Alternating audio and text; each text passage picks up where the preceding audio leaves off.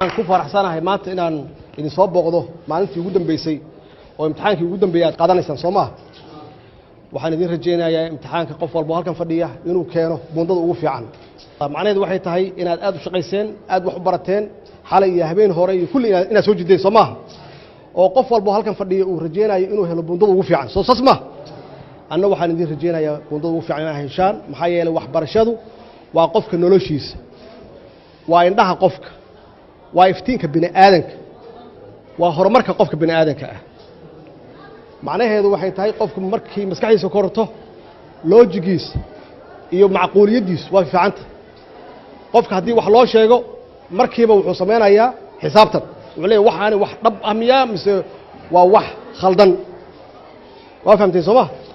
marka waxbarashadu kaliya intaas kaliya maaha qofka noloshiisa wax badan iyo ka bedeshaa haddaad doonaysaan shaqo fiican inaad heshaan waa inaad tacliin leedahay haddaad doonayso mushaar fiican inaad qaadataan oo horumar fiican aad nolosha ka gaartaan qofku waa inuu waxbarasho leeyahay ahmiyad weyn ayay noo leedahay inaan idin siino waxbarasho tayo leh maxaa yeelay waxbarashadu waxa weeye waa aasaaska qofka bini aadanka ah marka hooyo walbaba iyo aabbo walbaba inaysan marna ka walwalin waxbarashada carruurtooda إن شاء الله دوله يراهدو قفل باو صومالي أو دنيارا أو محنكو راهدا دادينا وكلاه وإنه سكول وكلاه وإنه قلني بوقاته وإنه وحبرته مركب وحن رجينا إن شاء الله دوله يراهدو سكول صارنا جامعة كأدان جامعة مركب لما يساننا آتيين مستقبل كدل كان وليه وحيا المستقبل كدل كان وايدك شقوين وناكسن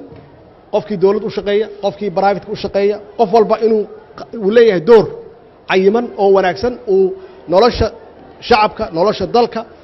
إيه هرمرك دلك وحوك الرناي وحنوب لنا إن الدلاليسان وتسوج لسان وبندوين في عناد كينيسان خير هذه الرجية